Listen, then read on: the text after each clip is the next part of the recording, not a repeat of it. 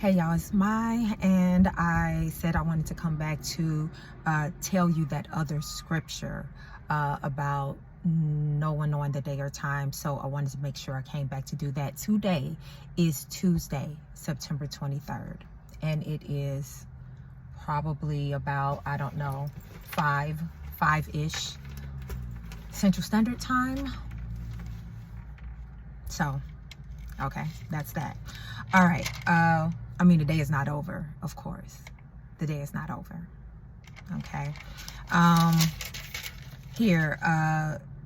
So it is in Matthew 24. And so let me just, for some context, the 23rd chapter of Matthew, Jesus was going in on the Pharisees and the scribes. I mean, you hypocrites, woe to you, warning them, okay, about their ways, etc. So it's a lot of red in Matthew 23. And then afterwards, after they leave the temple and the disciples are pointing out to Jesus that, okay, look at this, look at that, and blah, blah, and Jesus basically say, in so many words, all this gonna be tore up. This is not gonna be standing, which is hard to believe. Think about the landmarks around the world. Think about the Twin Towers in New York.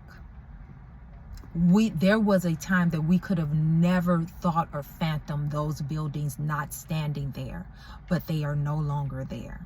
Okay, that's just like the Sears Tower. Well, Chicago, and always gonna be Sears Tower to me. Something happens to the Sears Tower that's been there for however many 100 years, however long it's been there. Okay, that's how crazy this sounded to the disciples. But they were like, okay, so when is all of this going to happen? Tell us what is going to be. So we're in chapter 24, and we'll start at verse 3. Tell us, when will these things be, and what will be the sign of your coming and of the end of the age? And then in verse 4, Jesus starts telling them, hey, take heed that no one deceives you, for many will come in my name, saying I am the Christ, etc., etc. And then he goes into some of the signs of the times. Okay, goes into the wars and rumors of wars, and then he goes into pestilences and a lot of things that we're already seeing. Okay, that's why we can say the signs of the times are here. We're seeing things that were referenced in the Bible now, currently, and we've been seeing them for a while. Okay, for a while.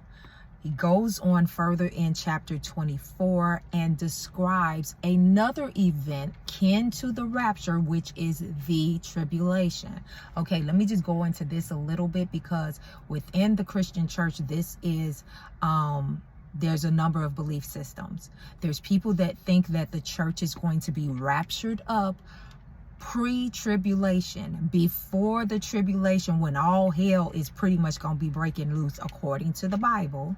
Okay, then some people within the Christian church believe that the church will still be here for at least half of the tribulation. The tribulation is believed to last about 7 years. So they're saying the church is going to be here for like 3.5 years or whatever, wherever these numbers are coming from. Okay, and then there's some people that believe that we'll be here for the whole of the tribulation, and that the rapture is not going to occur until afterwards. Okay, let me get back to this, and then we'll go back to that. Okay, let's go further down in chapter 24, and this is really where I was trying to get to. In verse 36, Matthew 24, verse 36, but of that day and hour no one knows, not even the angels of heaven, but my Father only. But as the days of Noah were, so also will the coming of the Son of Man be. For as in the days before the flood, they were eating and drinking, marrying and giving into marriage, until the day that Noah entered the ark. Noah, most people know the story of Noah and the ark. That's when he was basically warning people for years. It was years. It wasn't a little bit of time. He was warning people for years that a flood was coming. And from what I understand, the studies show that at that point, there hadn't been really traditional rain like that. So they really thought he was crazy. And now he's building this ark, this ship, this huge boat, and putting, one of each animals in it. This is, if you believe the scripture, this is what's in the scripture. And the people did not believe him. And they just thought he was just a crazy, But then the flood came. And mankind was pretty much wiped out, except the seed that was in the ark, in man and animal. Okay? All right. So everything was still going on. Everybody was still living their lives. And he's saying that during this time, when it's close to the time that Jesus is coming back, that will be the same energy. We just out here living our best lives. Okay? Okay? Then in verse 40, then 2 men will be in the field, one will be taken and the other left. 2 women will be grinding at the mill, one will be taken and the other left. Watch therefore, for you do not know what hour your Lord is coming. But know this, that if the master of the house had known what hour the thief would come, he would have watched and not allowed his house to be broken into. Therefore you also be ready, for the Son of Man is coming at an hour you do not expect. Okay. So that is what I was saying, that we know the signs of the times. And yes, the signs of the times indicate, based on this scripture, this chapter, Matthew 24, we are all up in the signs of the time, which means that the rapture could really happen at any point. But the reality is that no human being, no person, Jesus just said it, no one, not even the angels, know the day or the hour. That is something that the Father has reserved for himself. So he's not revealing that to not his prophets, not anyone. So this chapter also reiterates to not be deceived. Not be deceived about when he is coming, or even that there are going to be people that say, and we've had some of that, where it's like, oh yeah, oh Jesus came back, this is the Messiah, this is the Messiah.